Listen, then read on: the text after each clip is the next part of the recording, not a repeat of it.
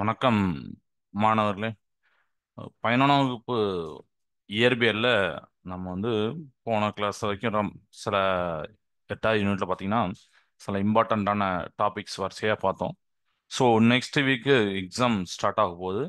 அதனால இந்த 10வது யூனிட்ல ஒரு கொஸ்டின் இருக்கு. தனி சீரிசை இயக்கம் அப்படின்னு ஒரு இது இருக்கும், சிம்பிள் ஹார்மோனிக் மோஷன். அதுல அதுல ஒரு 5 மார்க் இருக்கு. தனிச்சீரிசை இயக்கத்துல தனி ஊசலின் அலைவுகள் மற்றும் தனி ஊசலின் விதிகள்னு ஒரு கொஸ்டின் உண்டு. Oscillation of a simple pendulum in simple harmonic motion and laws of simple pendulum. So அந்த கொஸ்டினை இன்னைக்கு நடத்தலாம் அப்படின்னு பிளான் பண்ணியிருந்தேன். ஏன்னா அதுக்கு ஒரு சிமுலேஷன் உண்டு. அந்த சிமுலேஷன் வச்சு புரியும் போது நீங்க எக்ஸாமுக்கு ரொம்ப ரொம்ப ஹெல்ப்ஃபுல்லாக இருக்கும். ஏன்னா நம்ம நிறைய ஸ்டூடெண்ட்ஸ் பார்த்தீங்கன்னா, ஏன்னா 10 யூனிட் வரைக்குமே நமக்கு டைம் ஆயிரும். நம்ம அந்த 10 யூனிட் முடிக்கிறதுக்கே ரொம்ப டைம் எடுக்கும். 11ஆம் யூனிட்டை மேக்ஸிமம் நம்பர் ஆஃப் ஸ்டூடெண்ட் படிக்காம விட்டுருந்தாங்க. ஸோ அப்போ இந்த மாதிரி ஒரு ஒரு ஒரு 5 மார்க் தெரிஞ்சிருச்சு. ஏன்னா அந்த யூனிட்டை விட வேண்டாம்ல. சப்போஸ் இந்த 5 மார்க் நீங்கள் படிச்சுக்கிட்டீங்கன்னா அந்த 5 மார்க் வந்துட்டுனா எழுதிடலாம். அதுக்காண்டி தான் இந்த ஒரு 5 மார்க் நடத்தலாம் பார்க்கேன். ஸோ இதில் ஃபஸ்ட்டு ஜென்ரலாக உண்டான கான்செப்ட் சொல்லிடுறேன். அதுக்கப்புறம் சிமுலேஷன் பார்க்கலாம். இதில் நம்ம என்ன பண்ண போறோம்னா, ஒரு சிம்பிள் பெண்டலம் அப்படிங்கிறத யூஸ் பண்ணுறோம். அதாவது ஒரு ஃபிக்ஸ்டான இதில் இங்கே ஒரு பாப் அப்படிங்கிறத தொங்க விட போகிறோம். இது லென்த் ஆஃப் ஒயர். ஒரு ஒயரில் இல்லை ஒரு நூலில் கட்டி தொங்க விடுறோம். சரியா? எப்படி இந்த பாப்பை நான் ஒரு சைடாக போய் தூக்கி இங்கே வைக்கிறேன். இங்கேருந்து விட்டா திருப்பி இந்த பாப் அப்படி இங்கே வரும். அப்படி வந்து இங்கே போயிட்டு திருப்பி இப்படி வரும். அப்படிதானே? ஏன்னா இதுதான் அதோடைய மீன் பொசிஷன், சமநிலை புள்ளி அடிமாங்கல்ல, அது அதுக்கு தான் அது வர ட்ரை பண்ணும்.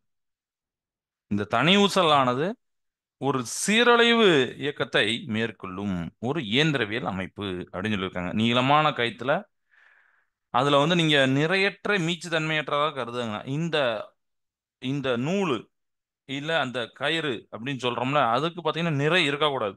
ஏன்னா நிறை இருந்தால் அதால கொஞ்சம் எக்ஸ்பெரிமெண்ட்ல கொஞ்சம் டிஃப்ரெண்ட் ஆகும். அதனால நிறையற்றதா இருக்கணும். மீச்சு தன்மையற்றதுன்னா நீங்க வெயிட் ஆட் பண்றீங்கன்னா அப்படி எலாஸ்டிக் தன்மை இருக்கக்கூடாது.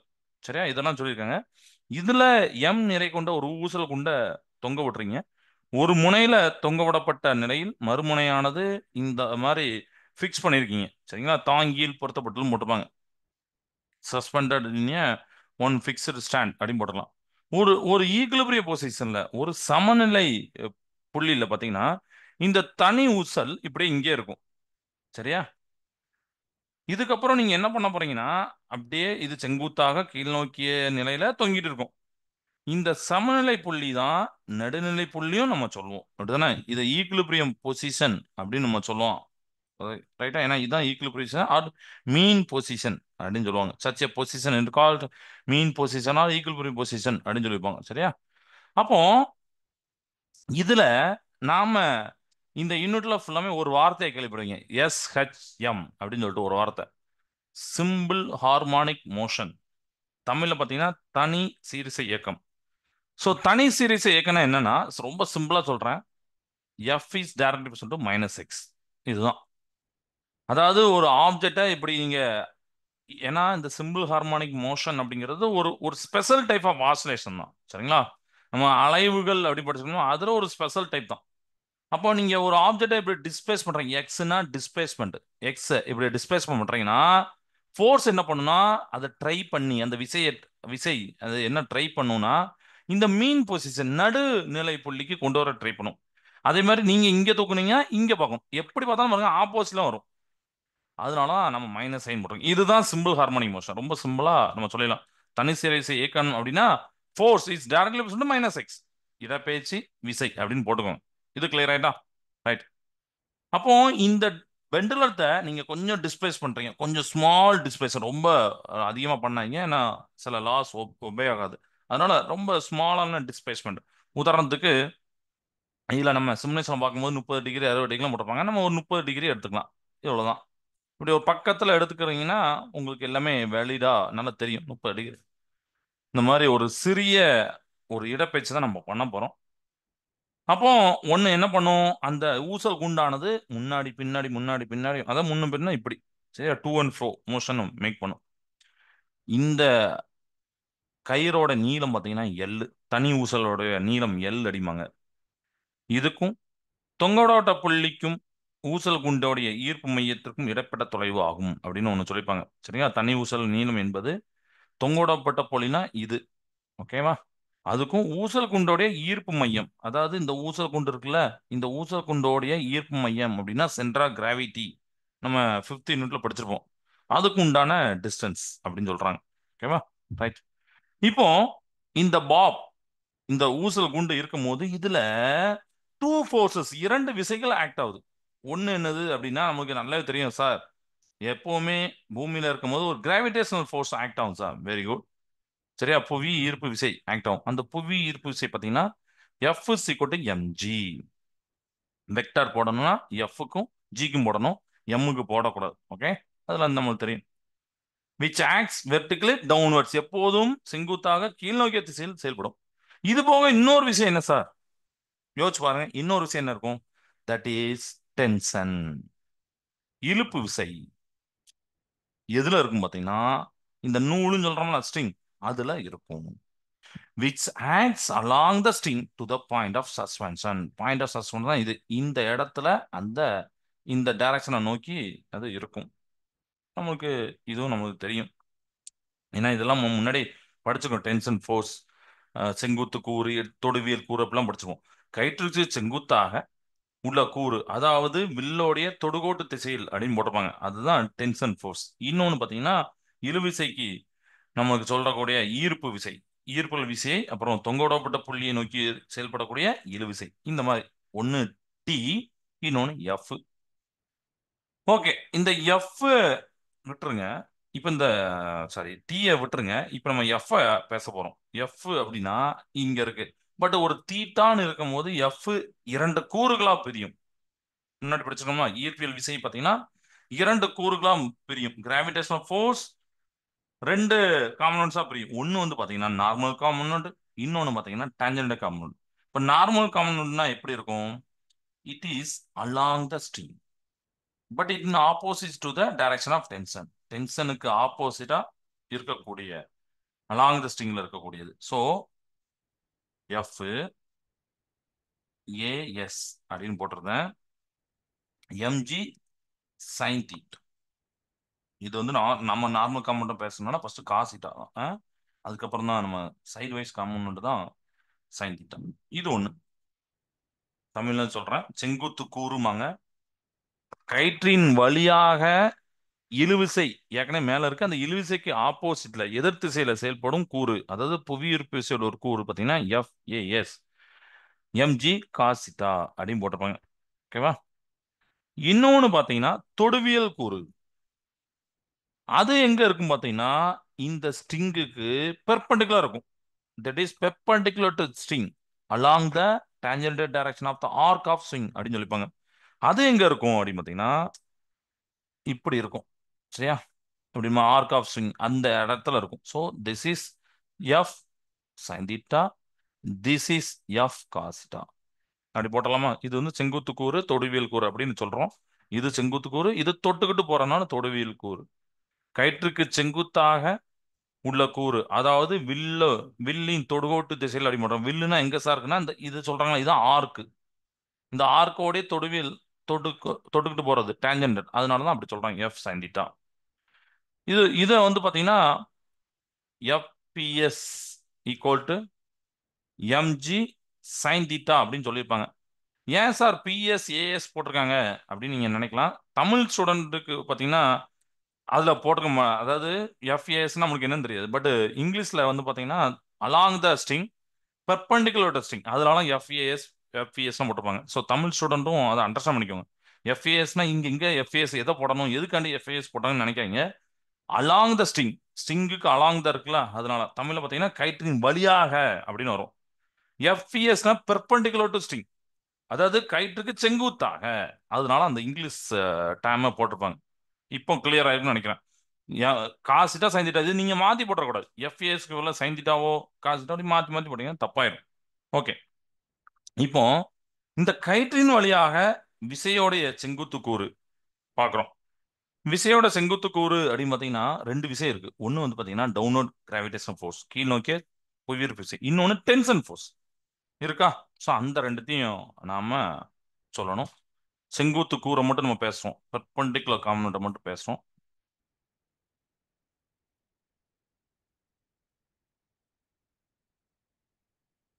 டென்ஷன் அலாங் த ஸ்ட்ரிங், அதுக்கு ஆப்போசிட் பார்த்தீங்கன்னா எஃப்ஏஎஸ் இருப்பாரு.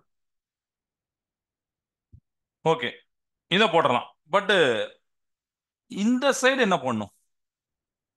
பொதுவா எஃப் சிக்கோடு எம்ஏ, நம்மளோட இரண்டாம் விதி, நியூட்டனோட இரண்டாம் விதியில படிச்சுப்போம். இதுவும் ஒரு ஃபோர்ஸ் தான், இதுவும் ஒரு ஃபோர்ஸ். ஸோ இது ஒரு total force which is equal to M into A. இப்படி போடலாம். பட் ஆன்ஸ்லேஷன் நம்ம இங்க சொல்றதுக்கு முன்னாடி வெலாசிட்டி வச்சு சொல்ல போறோம். ஏன்னா ஆன்ஸ்லேஷன் வெலாசிட்டி என்ன வரும் அப்படின்னு உங்களுக்கு தெரியும். Acceleration velocity, acceleration equal to change of velocity by time அப்படின்னு வரும். ரைட்டா? இது ஒன்று வரும். அதே மாதிரி நாம இன்னொன்னு படிச்சிருக்கோம். தட் இஸ் டிஃபரன்சியேஷன் பண்ணும்போது இங்க டி நமக்கு இல்லாம எல்ல வச்சு சொல்லும் போது பாத்தீங்கன்னா பி ஸ்கொயர் பை எல் அப்படின்னு கொண்டு வந்துரும். இது எப்படி சார் வந்ததுன்னா, நம்ம 11th 3ஆம் யூனிட்ல எப்படி சர்க்கிள்ல மூவ் ஆகுதுன்னா சென்ட்ரிபிட்டல் ஆக்சலேஷன் ஒன்று படிச்சுப்போம். ஞாபகம் இருக்கா? மைய நோக்கு முடுக்கம். அதுல ஏசி கோட்டு வி ஸ்கொயர் பை ஆர் அப்படின்னு கண்டுபிடிச்சிருப்பீங்க. நீங்க புக்கை போய் ரெஃபர் பண்ணுவாங்க, அதுல போட்டிருப்பாங்க. இல்ல வி ஸ்கொயர், வினா இந்த ஆப்ஜெக்ட் இதுல சுத்துறது, இந்த அதோட வி, ஆர்னா இந்த ரேடியஸ், இதை வச்சு போட்டிருப்பாங்க ஆக்சலேஷன். நான் அதனால இங்க இங்க ஆருக்கு பதிலா எல்ல போட்டிருக்கேன். ஏன்னா இங்க அந்த இதை தான் பேசணும், அந்த லென்த் அதுதான் ரேடியஸ். அதனால நம்ம எல்லுன்னு போட போறோம். சரியா?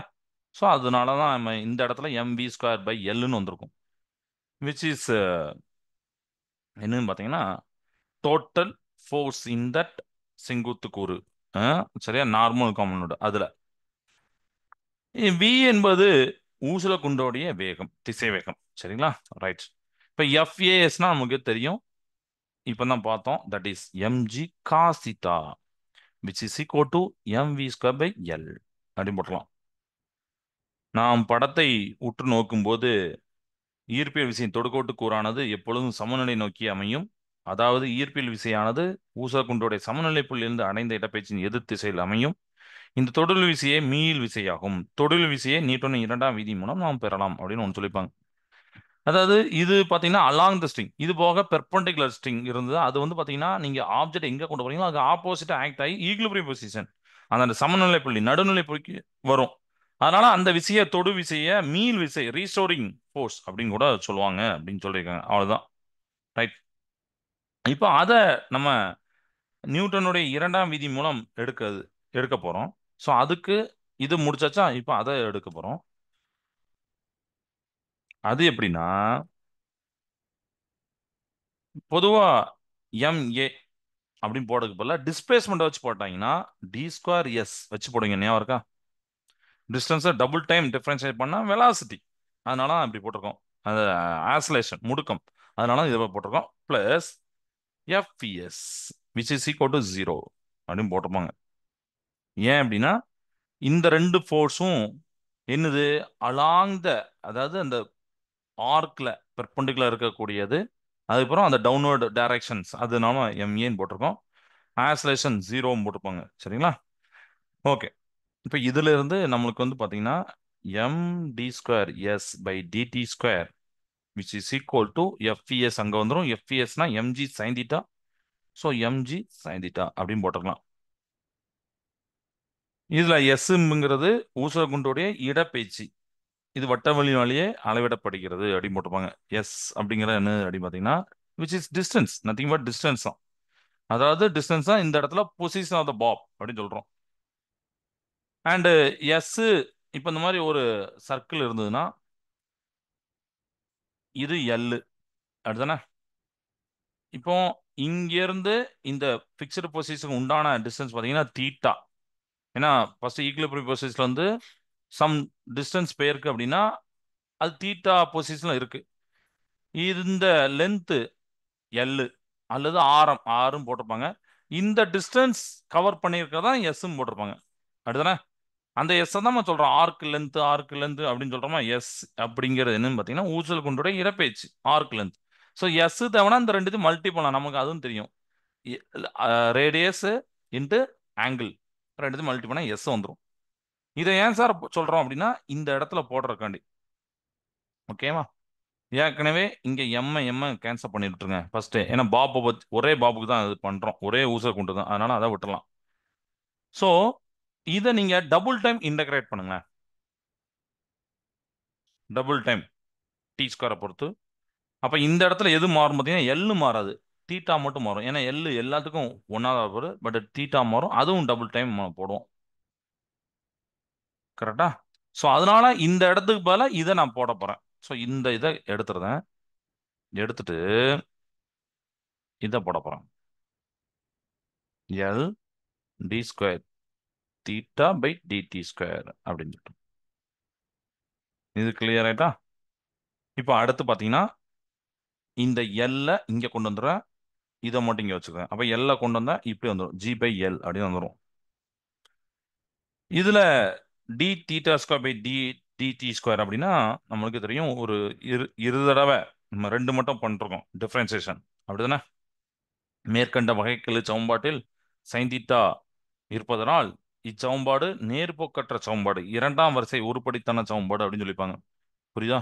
அதாவது நம்ம சைன் தீட்டா அப்படின்னு இங்க வந்திருக்கு. Because of the presence of sine theta இந்த above differential equation, it is a non-linear differential equation, homogeneous second order அப்படிம்பாங்க. அதனால என்ன சொல்லுவாங்கன்னா தீட்டாவோட வெளி சின்னதா போயிட்டே இருக்க போது, அதனால சைன் தீட்டாவை எடுத்துட்டு தீட்டா போட்டுடலாம் அப்படின்னு போட்டுப்பாங்க. ஏன்னா 2 3 4 அப்படி போகும்போது சைன் தீட்டாவோட வேலை குறைஞ்சிட்டே இருக்கும். தீட்டாவோட வேலை குறைஞ்சதுன்னா சைன் தீட்டா போட்டீங்கன்னா அது வேஸ்ட் தான், ஏன்னா அது இன்னும் கொஞ்சம் கம்மியாகும். அதனால டேட்டா தீட்டாவே போட்டலாம் அப்படிம்பாங்க. இப்போ நம்மளுக்கு ஆல்ரெடி, இப்போ இந்த டைம் இதை அழிச்சிருந்தேன். ஆல்ரெடி நமக்கு ஒமேகா ஸ்கொயர் அப்படின்னு ஒன்று தெரியும். ஒமேகா ஸ்கொயர் பொதுவா ஒமேகானா என்ன யோசிச்சு பாருங்க. ஒமேகானா என்ன சொல்லுவோம்? கோண அதிர்வெண், ஆங்குலர் ஃப்ரீக்வன்சி அப்படின்னு சொல்லுவோமா? அதை நம்ம போடுறோம். ஆங்குலர் ஃப்ரீக்வன்சி அதோடைய ஃபார்முலா பார்த்தீங்கன்னா ஜி பை எல், முன்னாடி படிச்சதுதான். ஒமேகா தேவைன்னா root of G by l, radian per second. So radian second inverse அப்படின்னு போட்டுடலாம். இப்போ ஒமேகாவுக்கு ஃபார்முலா ஆக்சுவலி என்ன பார்த்தீங்கன்னா 2πf ஃப்ரீக்வன்சி அப்படின்னு வரும். ஏன்னா இந்த ஒமேகா ஸ்கொயர்னா இப்போ நம்ம இங்க பார்த்தது தான், அது எங்க புதுசா வந்து நீங்க முன்னாடி படிச்சிருப்பீங்க. இருந்தாலும் d theta square by DD square omega தான். பொதுவா டி தீட்டா அதுல இருந்து சொல்றேன். டி தீட்டா பை டிடி அப்படின்னா omega. D theta square by dt dt square அப்படின்னு பார்த்தீங்கன்னா ஒமேகா ஸ்கொயர். ஏன்னா இது கோணம், ஆங்குலர் டிஸ்பிளேஸ்மெண்ட். எப்படி சாதாரண டிஸ்பிளேஸ்மெண்ட்டை ஒரு டிஃபரன்ஷியேட் பண்ணீங்கன்னா வெலாசிட்டி வரும், அதை திருப்பியும் நீங்க டிஃபரன்ஸ் பண்ணீங்கன்னா ஆக்சலேஷன் வரும், கோணம் முடுக்கம் வரும். அதே மாதிரி இங்க நம்ம பேசுறோம். இது வந்து என்னன்னு பார்த்தீங்கன்னா உங்களுக்கு ஆங்குலர் டிஸ்பிளேஸ்மெண்ட், கோண இடப்பெயர்ச்சி. அதை ஒரு டைம் நீங்க டிஃபரன்சியேஷன் பண்றீங்க, வகைப்படுத்துறீங்க அப்படின்னு பார்த்தீங்கன்னா ஆங்குலர் வெலாசிட்டி வரும், கோண திசைவேகம். அதை இன்னொரு மட்டும் பண்றீங்க அப்படின்னா கோணம் முடுக்கம் வரும். அப்படிதானே? ஸோ டி தீட்டாவை டிடி அப்படின்னு போட்டீங்கன்னா உங்களுக்கு வந்து என்ன வரும் பார்த்தீங்கன்னா ஒமேகா. ஓகேவா? ரைட்டா? அதனால அப்படி போட்டிருக்கோம். சரியா? இதை நீங்க பார்த்து வச்சுக்கோங்க. ஆங்குலர் வெலாசிட்டி எல்லாம் பார்த்தாச்சா? ஆங்குலர் வெலாசிட்டி, ஆங்குலர் டிஸ்பிளேஸ்மெண்ட், அது டபுள் டைம் பண்ணீங்கன்னா அது ஒமேகா ஸ்கொயர் அப்படின்னு நம்ம போடுறோம். ஆக்சுவலி இது வந்து என்னன்னு பார்த்தீங்கன்னா உங்களுக்கு முடுக்கம், கோணம் முடுக்கம் வரும். பட் நம்ம இங்க ஒமேகா ஸ்கொயரோட ஸ்டாப் பண்ணிட்டோம். கோணம் முடுக்கம் ஆல்ஃபா வச்சு இன்னும் பண்ண வேண்டாம். இப்போ ஒமேகா அப்படிங்கிறத நம்ம எஃப்ல வச்சு பண்ணும்போது 2πf அப்படின்னு போடுவோம் நம்ம. அலை இயக்கத்துடைய அதிர்வெண் அதை போடுறாங்க. 2πf equal to root of G by L. இப்போ எஃப் தான் தேவைன்னா அந்த 2π கீழே கொண்டதெல்லாம் 1/2π root of G by L அப்படின்னு போட்டிருப்பாங்க எஃப்னா. ஸோ இவ்வளோ நேரம் அந்த ஈக்குவேஷனை டெரைவ் பண்ணி கொண்டு வந்தோம். எங்கேருந்து கொண்டு வந்தோம்? நம்ம அந்த ஃபோர்ஸை வச்சு கொண்டு வந்தோம். D square theta by DD square அதை கொண்டு வந்தோம். அடுத்தானே? ஸோ அதில் பார்த்தீங்கன்னா நமக்கு வந்து இதில் ஒன் செகண்ட், இதில் நமக்கு வந்து அந்த முன்னாடி ஒரு இதில் அழிச்சோம்னா அதில் அழிச்சிட்டேன். ஓகே ரைட், அதை அழிச்சிட்டேன். அப்புறம் இங்கேருந்து அழியிருக்கேன், ஒமேகா ஸ்கொயர்லேருந்து அழியிருக்கேன். ஒமேகா ஸ்கொயர் அப்படின்னா ஜி பை எல்னு தெரியும். ஸோ ஒமேகா அப்படின்னா ரூட் ஆஃப் ஜி பை எல்னு தெரியும். அப்போ எஃப்னு பார்த்தீங்கன்னா எஃப்க்கும் ஒமேகாக்கும் உள்ள ரிலேஷன் பார்த்தீங்கன்னா 2π f. ஸோ எஃப் தேவைன்னா 2π கீழே வந்து 2π GL அப்படிங்கிறத போட்டிருக்கேன். Okay, right. இப்போ இதுக்கப்புறம் டி தேவை. அதாவது ஃப்ரீக்வன்சிக்கும் டைம் பீரியடுக்கும் ரிலேஷன் தெரியும், ரெண்டுமே ஆப்போசிட், ரெசிப்ரோக்கல். ஃப்ரீக்வன்சி அப்படின்னா number of vibration or number of oscillation per second அப்படின்னு அர்த்தம். அதிர்வெண் அப்படின்னு பார்த்தீங்கன்னா ஓரளவு நேரத்தில் அந்த அலைவுகளோட எண்ணிக்கையும் சொல்லலாம். சரியா?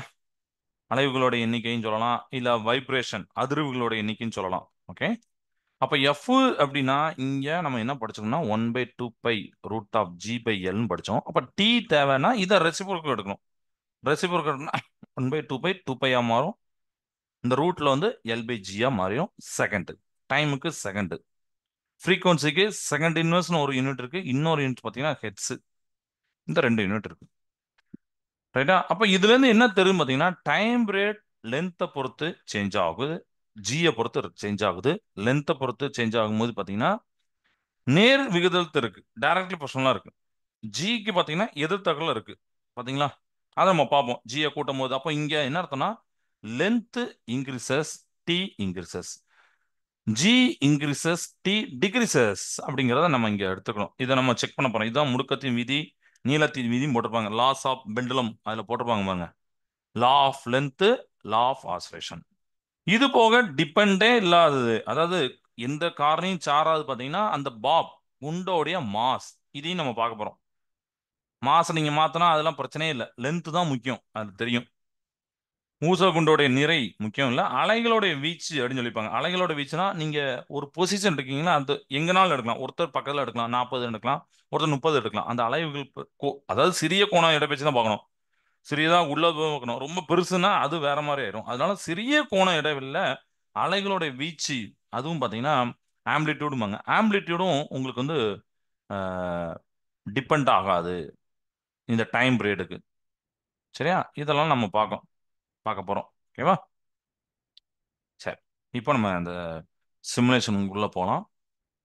இப்போ நம்ம பார்த்த சிம்பிள் ஹார்மோனிக் மோஷன் சிம்பிள் பண்றதுக்கு உண்டான அந்த சிமுலேஷன் பார்க்கும்போது உங்களுக்கு கிளியரா புரியும். ஓகே, நம்ம என்ன இவ்வளவு நேரம் நம்ம என்ன பார்த்தோம் அப்படிங்கறது தெரிஞ்சிடும். ஓகேவா? செகண்ட் ஸ்க்ரீனை செலக்ட் பண்றோம்.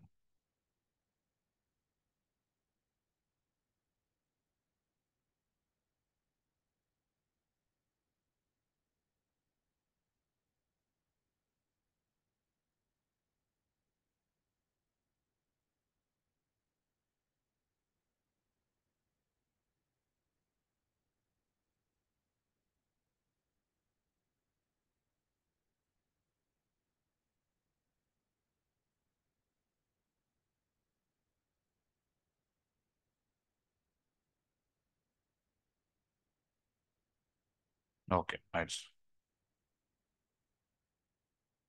ஸோ நீங்க இங்க பார்க்கலாம். ரைட்டா? சிம்பிள் பெண்டலம். இப்போ நம்ம இவ்வளவு நேரம் பார்த்தோம்னா அந்த சிம்பிள் பெண்டலுக்கு உண்டான சிமுலேஷன்.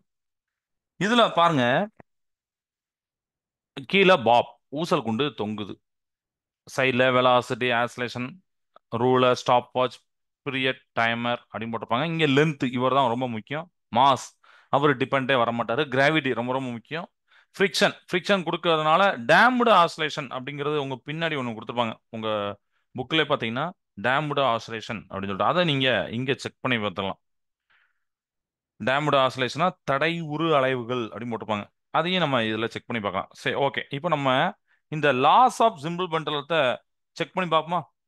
டைம் பீரியட் பார்க்கறதுக்கு ஃபர்ஸ்ட் நான் உங்களுக்கு ஆன் பண்றேன். இப்போ நம்ம சப்போஸ் இதை வந்து ஒரு இந்த பாருங்க, ஒரு குறிப்பிட்ட பொசிஷன் கொண்டு போயிருந்தேன். 30 வச்சுக்கலாமா? வச்சுட்டா அதே 30 அங்க போகும். ஃபர்ஸ்ட் ஸ்டெப்பை நீங்க பார்த்துக்கோங்க. ரைட்டா? இதை பார்த்த பிறகு 0 கொண்டு வந்துடுறேன். இப்போ நம்ம பீரியட் டைமர் பார்க்க போறோம். அது எப்படின்னா, இப்போ இதை ஆன் பண்றேன். ஒரு 30ல் வச்சுட்டு ஆன் பண்றேன். இப்படி வருதா? இப்போ இதுல நீங்க வந்து என்ன பண்ணீங்கன்னா அந்த டைமை ஆன் பண்ணி பார்க்கலாம். டைம் ஆன் பண்ணி பார்த்தா உங்களுக்கு வந்து இது ஸ்டாப் வாட்ச் வேண்டாம், நம்ம பீரியட் டைமர் வச்சு பார்க்கலாம். உதாரணத்துக்கு இது எப்படி பார்க்கலாம் அப்படிங்கறத சொல்றேன். One second. இப்போ இந்த 30 டிகிரியும் கொண்டு வரீங்கல்ல,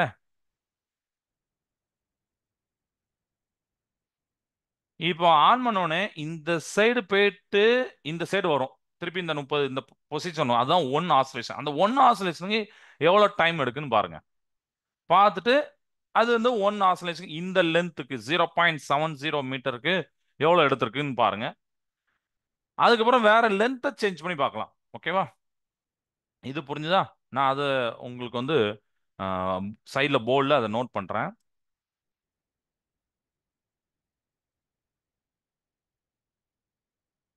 மாஸ் அது பார்த்தீங்கன்னா இண்டிபெண்ட், அதனால அதை விட்டுலாம். இப்போ ஃபர்ஸ்ட் ஆசிலேஷன் இது இருக்கட்டும், செகண்ட்லேருந்து ஸ்டார்ட் பண்ணலாம். ஓகேவா? ஏன்னா ரொம்ப ஸ்பீடாக வரும், நம்ம ஸ்லோவாக வச்சு பார்க்கக்கூடாது. ஸ்லோவாக வச்சு பார்த்தீங்கன்னா உங்களுக்கு வந்து கொஞ்சம் டைம் ரொம்ப லென்த்தாக காமிக்கும். அதனால நம்ம ஸ்பீடாக வச்சு தான் காமிக்கணும். அதாவது நார்மலாக வச்சு தான் காமிக்கணும். சரியா?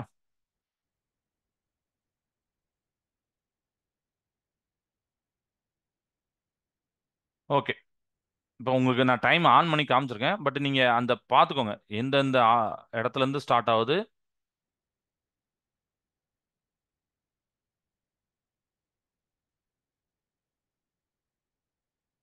ரைட்டா?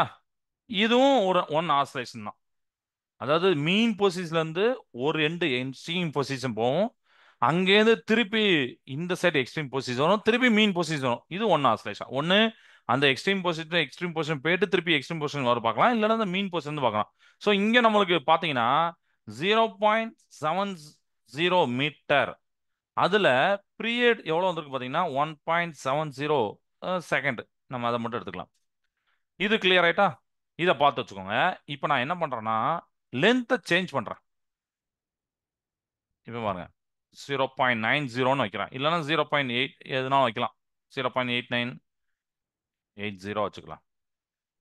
இப்போ டைம் நம்ம பார்க்கலாமா? ஆன் பண்றேன்.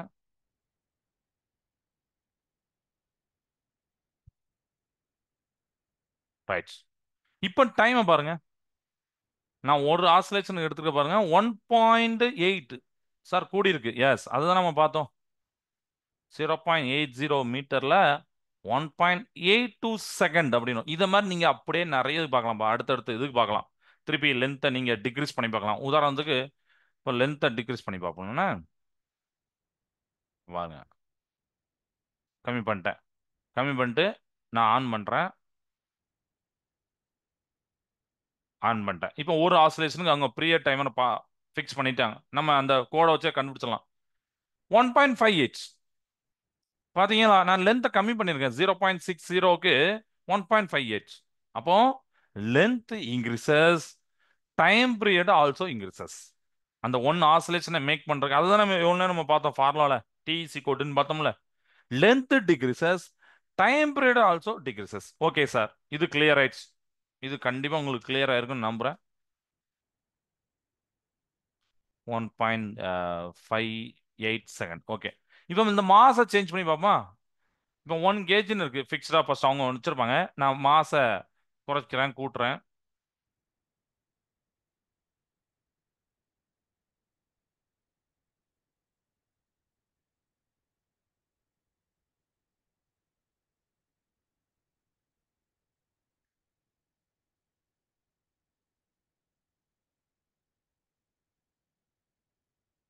ஓகே. மாசை குறைச்சேன். அதாவது இதே 0.60 மீட்டர் தான். லென்த் அதே லென்த் தான். டைம் மாறி இருக்காமங்க, மாறல பாருங்க. நான் மாசை குறைச்சு பார்த்தேன், மாறல. அப்போ மாஸ் இண்டிபெண்ட். இதை மாதிரி நீங்க மற்ற ரீடிங் வச்சுக்கணும். நம்மளுக்கு சாம்பிளுக்கு ஒன்று சொன்னாலே உங்களுக்கு கிளியரா புரியுது. அப்படிதானே? ஸோ கிளியர் ஆயிடுச்சா? இப்போ லென்த் இன்க்ரீசஸ் ஆகும் போது டைம் பீரியட் இன்க்ரீஸ் ஆனிச்சு. அதை நான் உங்களுக்கு அந்த பீரியட் டைமர் அப்படின்னு அவங்க நல்லா வச்சிருப்பாங்க. ஒரு ஒரு பீரியட் எடுக்கிறதுக்கு ஒரு டைம் அந்த ஃபிக்ஸ் பண்ணிப்பேன். ஏன்னா டக்கு டக்குன்னு ஓடிடும். நம்ம ரியல் லேப்ல கூட கஷ்டப்படுவோம்.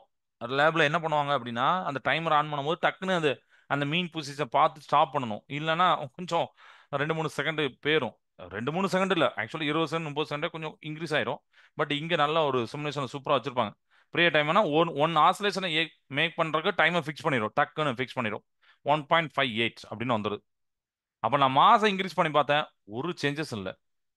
ரைட்டா? இப்போ திருப்பி இதே மாசம் நான் கூட்டுறேன். ஃபுல் வச்சுட்டேன். 1.50 வச்சுட்டேன். இப்போ இப்போ அதே தான் வந்திருக்காங்க. 1.58444 செகண்ட். கரெக்டா? இப்போ மாஸ் இண்டிபெண்டன்ட் நிறையை சார்ந்ததல்ல. தனி ஊசலுடைய விதிகள்ல அந்த தனி ஊசலோட அலைவு நேரமானது time period of the oscillation பார்த்தீங்கன்னா ஊசகுண்டோடைய நிறைய சார்ந்ததல்ல. கிளியரேஜ் லென்த்தை சார்ந்ததுக்கு வந்து ரூட் எல்லும் பத்திரம். அடுத்து பார்க்க போறது ஊசல் குண்டோடைய அந்த வீச்சு, அதாவது அலைவுகளோட வீச்சு நம்ம எங்கேருந்து எடுக்கிறோம் சார்? நீங்க பக்கத்துல இருந்து எடுக்கிறீங்க, நான் கொஞ்சம் தள்ளி எடுக்கலாமா? எஸ், அதையும் நீங்க ட்ரை பண்ணி பார்க்கலாம்.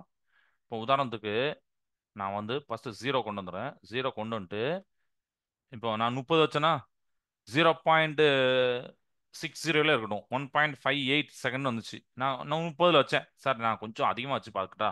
பாருங்க, ஒரு 45. ஆனால் ரொம்ப அதிகமாக வைக்கக்கூடாது, சரியா? ரொம்ப நீங்க அதுக்காண்டி 90 அப்படி மேலே ஒரு நீங்க அது ரியல் லைஃப்ல பண்ணும்போதே உங்களுக்கே தெரியும். என்ன அப்படின்னா அந்த ஊச குண்டு ஒரு சீராகவே வராது. அப்படியே ஒரு ஸ்லாக் ஆகும். அப்படியே அங்க இங்கன்னு ஒரு மாதிரி குதிக்காம வைப்ரேஷன் ஆகும். ஸோ நீங்க லேப்ல பண்ணும்போது அது வெரிஃபை பண்ணிக்கலாம். ஓகே, ரைட்டு, ரைட், நம்ம இப்படி தான் பண்ணணும் அப்படின்னு சொல்லிட்டு அவங்களும் அதனால தான் அந்த கண்டிஷன் சொல்லியிருப்பாங்க. கோண இடப்பெயர்ச்சி சிறியதாக உள்ள போதும் போட்டிருப்பாங்க. சரியா? அதை நம்ம ஃபாலோ பண்ணணும். ஆங்கிள் ஆங்குலர் டிஸ்பிளேஸ்மெண்ட் பார்த்தீங்கன்னா வெரி ஸ்மாலா. ஓகே, 45ங்கிறது ஓகே. இப்போ நம்ம ப்ரீய டைமர் பார்க்கலாம். ஆன் பண்ணிடுறேன். பார்த்தீங்களா? இப்போ என்ன வச்சிருக்கேன் பார்த்தீங்கன்னா 1.50 அப்படின்னு வந்திருக்கு. லென்த்து பார்த்தீங்கன்னா உங்களுக்கு வந்து என்ன வந்திருக்கு பார்த்தீங்கன்னா 0.60 அப்படின்னு நம்ம வச்சிருக்கோம். லென்த்து வச்சிருக்கோம். கிராவிட்டி அதே தான். கிராவிட்டி நான் சேஞ்ச் பண்ணி உங்களுக்கு காமிக்கிறேன். சரியா? இப்போ நம்மளுக்கு வந்து ஒரு சின்ன வேரியேஷன்ஸ் இருக்கும். அது எப்போவுமே நமக்கு எக்ஸாக்டாக வராது. நம்ம கால்குலேஷனில் போடும் போது தான் நமக்கு வரும். 1.60 அப்படியே தான் வரப்போகுது. நான் இப்போ என்ன சேஞ்ச் பண்ணேன் ஞாபகம் இருக்கா? நான் வந்து கொஞ்சம் 45ல் வச்சேன். இப்போ இதுவே வந்து 45ல் வைக்காம நீங்க கொஞ்சம் இப்போ நம்ம ஃபர்ஸ்ட் 30ல் பண்ணோமா? அடுத்து ஒரு 38ல் பண்ணுங்க. ஆ? இல்ல 35 அந்த அந்த ரேஞ்சில் பண்ணுங்க. 36 பண்ணுங்க. 1.59 இதெல்லாம் பக்கத்தில் இருப்பாங்க. உங்களுக்கு அந்த வேரியேஷன் காமிக்கக்காண்டி நான் பண்ணேன். என்னன்னா நீங்க ஃபர்ஸ்ட் 30ல் வச்சீங்க. 1.58 வந்துட்டு அடுத்து கொஞ்சம் 39ன்னு போனீங்க. கொஞ்சம் இது பண்ணியிருக்கீங்க. அப்போ உங்களுக்கு அந்த சிறிய கோண அளவுகளை தனி ஊசல் அலைவுற்றால் அலைவு நேரம் வீச்சினை சார்ந்திராது. உங்களுக்கு அது பெரிய டிஃபரெண்ட் இல்லை. நீங்க 45, 50 அப்படின்னு போகும்போது அப்பவுமே கொஞ்சம் கொஞ்சம் வேரியேஷன், சின்ன சின்ன வேரியேஷன் இருக்க தான் செய்து இருக்கும். ஆ? ஆனா நீங்க ரொம்ப அதிகமா போயிட்டீங்கன்னா இதாயிரும். சரியா? டேம்டா அந்த மாதிரி ஆயிரும். ஓகே, அப்ப இதுவும் உங்களுக்கு புரிஞ்சு வச்சு. இப்போ நம்ம அடுத்து என்ன பார்க்க போறோம்னா கிராவிட்டி பார்க்க போறோம். சார் இதெல்லாம் புரிஞ்சுது. இப்போ அடுத்து கிராவிட்டிக்கு நம்ம வரோம். கிராவிட்டி எப்படி சார் டிபெண்ட் பண்ணும்?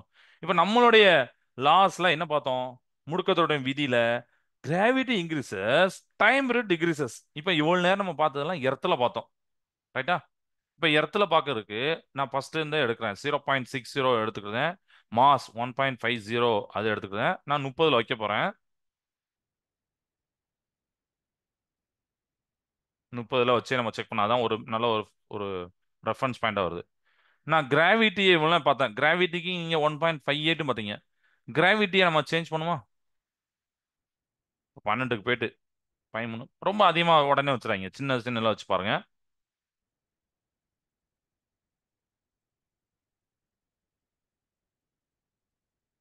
பாருங்க. ரைட்.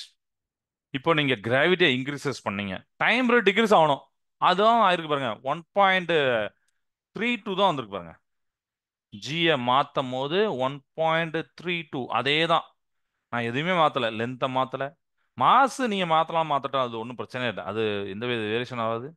கிராவிட்டியை நான் சேஞ்ச் பண்ணேன். அதாவது 9.8 நம்மளோட பூமியிலேருந்து கொஞ்சம் தள்ளி ஒரு 14ன்னு பார்த்தா, as per லா முடுக்கத்தோட விதியின் படி நமக்கு என்ன வரும்னு பார்த்தீங்கன்னா டிகிரிஸ் ஆகணும். ஏன்னா நான் ஜியை இன்க்ரீஸ் பண்ணியிருக்கேன். ஸோ இங்கேயும் நம்ம ப்ரூவ் பண்ணியாச்சு. ஆஹா, ஓகே, 1.32 தான் வந்திருக்கு. ஏற்கனவே 1.5 ஓகே, இதையும் நம்ம ப்ரூவ் பண்ணியாச்சு. இப்போ இதுவும் உங்களுக்கு கிளியர் ஆயிடுச்சு. இப்போ அந்த தடையுறு அலைவுகள், அதாவது டேம்டு ஆசிலேஷன் அப்படின்னு என்னன்னா இதுல ஃபிரிக்ஷனை ஆட் பண்றது. ஃபிரிக்ஷனை ஆட் பண்றோம்னா இப்போ இதே ஸ்டெப்பு தான். நான் கிராவிட்டியை வந்து என்ன பண்றேன்னா நம்மளுடைய எர்த்துக்கே கொண்டு வந்துடுறேன்.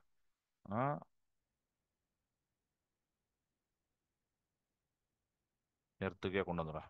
9.8ல கொண்டு வந்துடுறேன். ஓகே, ஃபிரிக்ஷனை ஆட் பண்ண போறேன். டைம் பீரியட் எப்படி இருக்குன்னு பார்ப்போமா? கொஞ்சம் ஃப்ரிக்ஷன் கொஞ்சம் கூட்டிக்கிறேன். இப்போ இருக்கு. இப்போ நான் என்ன பண்றேன்னா ஒரு 33 வச்சுக்கிறேன்.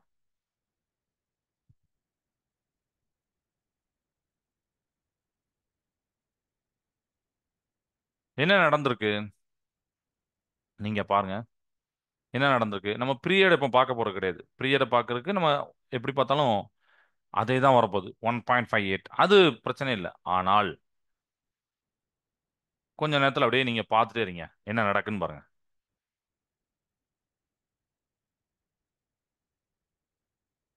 அதோடைய அந்த ஆன்சலேஷன் அப்படியே கொஞ்சம் கொஞ்சம் குறையுதா? இதை நீங்க எனர்ஜி வச்சு பார்க்கும்போது இன்னும் உங்களுக்கு நல்லா புரியும். நான் இன்னும் ஃபிக்ஷன் ரொம்ப ஃபுல்லா ஆட் பண்ணல, கொஞ்சம் தான் ஆட் பண்ணியிருக்கேன். இப்போ ஃபிக்ஷன் கொஞ்சம் ஆட் பண்றேன், இங்க காமிக்கலாம். ஒரு ஃபுல் வச்சுட்டேன்னா ஸ்டாப் ஆயிரும். இப்போ ஆல்ரெடி ஸ்டாப்புக்கு வரக்கு பாருங்க. பட் இன்னும் லேஸ் ஆக்சலேஷன் நான் ஃபுல் இதுல ஆட் பண்ணிட்டேன்னா சரி. ஓகே,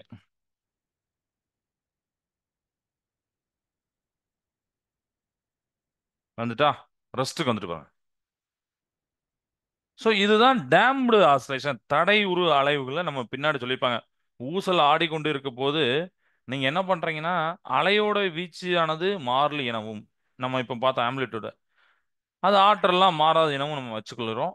ஆனா உண்மையிலே பார்த்தீங்கன்னா இந்த காற்றோட இழுவிசை, ஃப்ரிக்ஷன், அது வந்து ஒரு டிபெண்ட் பண்ணும். அதனால அந்த காலம், அதாவது அந்த நம்ம டைம் பீரியட் பார்க்கும்போது அப்படியே வீச்சு கொஞ்சம் கொஞ்சம் குறைய ஆரம்பிச்சிருது. ஒரு டைம்ல என்ன ஆயிருதுன்னா ரெஸ்ட்டுக்கு வந்துடுது.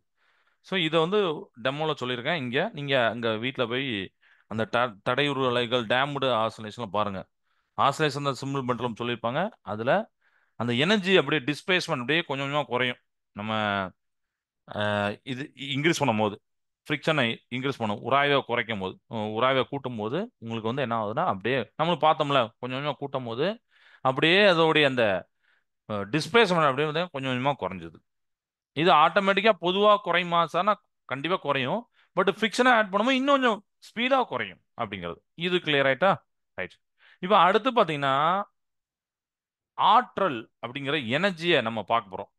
ஓகேவா? எனர்ஜிக்கு டக்குன்னு காமிச்சிடுறேன். இப்போ இது எல்லாமே புரிஞ்சிச்சு, அந்த ரீடிங் எப்படிலாம் இருந்தது அப்படின்னு சொல்லிட்டு. ஸோ இதை வச்சு தான்ப்பா என்ன பண்ணுவாங்கன்னா லேப்லையும் பார்த்தீங்கன்னா அந்த டைம் பீரியட் வந்து நிறைய ஒரு 5 வேலையும் 6 வேலையும் எடுத்து ஆவரேஜாக பார்ப்பாங்க. ரைட். இப்போ இது ஒரு சப்போர்ட். இதுல அந்த பாப் இருந்துச்சு. இதுதான் இதோடைய மேக்சிமம் பொசிஷன், எக்ஸ்ட்ரீம் பொசிஷன். அதே மாதிரி இந்த சைட்ல இதுதான் maximum position, that is extreme position. So இந்த இடத்துல எனர்ஜி எப்படி இருக்கும் அப்படின்னு நான் சொல்லியிருந்தேன். இந்த இடத்துல பார்த்தீங்கன்னா கைனெட்டிக் எனர்ஜி மேக்சிமமா இருக்கும்.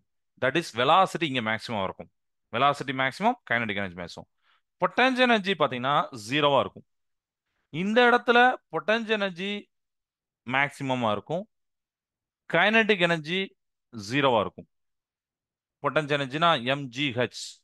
சரியா? எம் ஜியில் ஹச் அளவுக்கு உயர்த்திருக்கும், ஏன்னா இதுதான் ஹச். அதுமாதிரி இதுவும் ஹச். ஸோ இங்கேயும் பார்த்தீங்கன்னா பொட்டன்ஷியல் எனர்ஜி மேக்சிமம் வரும், கைனடிக் எனர்ஜி ஜீரோ வரும். ஸோ இப்படி இருக்கும். இதனால தான் அந்த law of conservation of energy இதில் ஒர்க் ஆகும். ஏன்னா இது மெக்கானிக்கல் சிஸ்டம், இயந்திரவியல் அமைப்பு அப்படிதானே. ஸோ அதில் பார்த்தீங்கன்னா ஒர்க் ஆகும். ஸோ நான் இதை வந்து உங்களுக்கு இதிலே டெமோல காமிக்கிறேன். இப்போ இதுக்கு பார்த்தீங்கன்னா நீங்கள் வந்து எனர்ஜியை எடுத்துக்கோங்கண்ணே.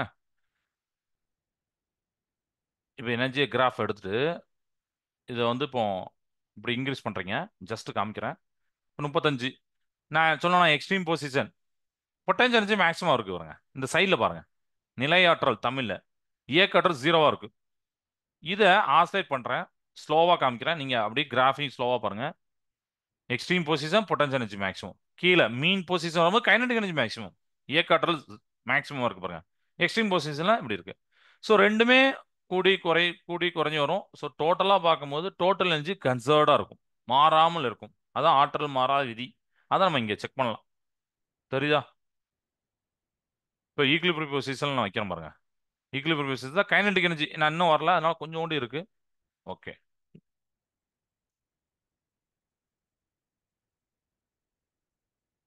Potential energy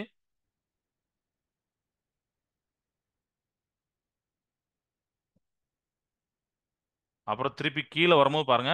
potential energy decreases, kinetic energy increases. அது மாதிரி ஆப்போசிட்ல எப்படி நடக்கும். இப்போ திருப்பி என்ன நடக்கும்னா இதுல kinetic energy decreases, potential energy increases. So இந்த மாதிரி மாத்தி மாத்தி வந்து நம்மளுக்கு வந்து என்னது எனர்ஜி வந்து கன்சர்வ்டா இருக்கும். இதை தான் நம்ம புக்ல அங்க ஆற்றல் அப்படிங்கிற ஒரு 5 மார்க்ல போட்டிருப்பாங்க. அந்த ஆற்றலுக்கான சமன்பாடுலாம் டெரைவ் பண்ணி பாருங்க. அது தனியாக ஒரு 5 மார்க் வரும். அது நம்ம தனியாகவே 40 நிமிஷம் எடுக்கலாம். பட் இன்னைக்கு எக்ஸாம் நெருங்கிட்டனால இதை ஒரு டெமோ காமிச்சிடறேன்.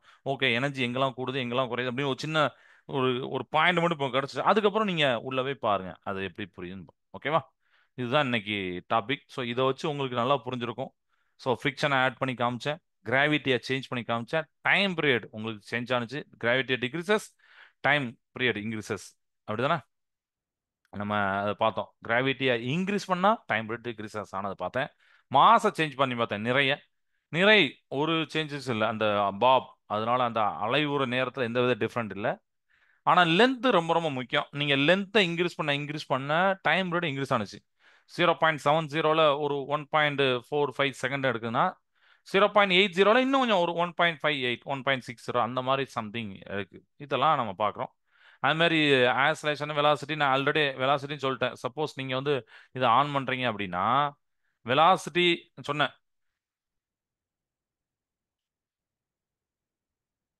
இதை வந்து நல்ல பாருங்க. மீன் பொசிஷன்ல உங்களுக்கு வெலாசிட்டி மேக்ஸிமம் இருக்கும். எக்ஸ்ட்ரீம் பொசிஷன்ல சின்னதாக இருக்கும். அதோட மேக்னிடியூட் தான் அப்படி காமிப்பாங்க. அந்த ஆரோ மார்க் காமிப்பாங்க. ஓகேவா? ரைட். ஸோ இன்னைக்கு கிளாஸ்ல இது வரைக்கும் போதும். ஓகே. எக்ஸாம் நல்லபடியாக எழுதுங்க. நம்ம இது வரைக்கும் பார்த்த டாபிக்லாம் நீங்கள் ஞாபகம் வச்சிருப்பீங்க. ஏதாவது டாபிக்னா டவுட்னா திருப்பி போய் நிறைய ஆல்மோஸ்ட் நிறைய டாபிக் நம்ம கவர் பண்ணியிருக்கோம். அந்த டாபிக்லாம் போய் திருப்பி பார்த்துட்டு அந்த சிம்லர்ஸ் இருந்ததுன்னா அதை திருப்பி நீங்கள் பாருங்க. கண்டிப்பாக புரியும். ஓகேவா சார்? கிளாஸ் நிறைய வாழ்க பாரதம், வெல்க தமிழகம். நன்றி, வணக்கம்.